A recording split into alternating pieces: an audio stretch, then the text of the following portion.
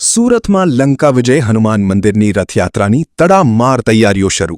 45 वर्षथी परंपरागत रीते रथयात्रानुं आयोजन करवामां आवे छे। रथयात्रामां भक्तोने 100 मण मगनो प्रसाद वितरण कराशे। 150 महिला मंडळ द्वारा मगनी साफ सफाईनी सेवा करवामां आवी। भव्य रथयात्राने लईने मंदिर परिसरमां भक्तिनो माहोल जाम्यो। આજે महिला मंडल द्वारा 100 मन मग साफ करवामां आव्या छे। ત્યાં ભગવાનને પલાળીને ભોગ ધરાવવામાં આવશે।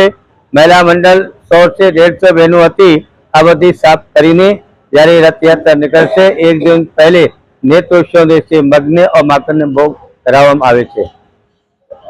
कितना प्रसाद होगा और कहाँ वितरण होगा?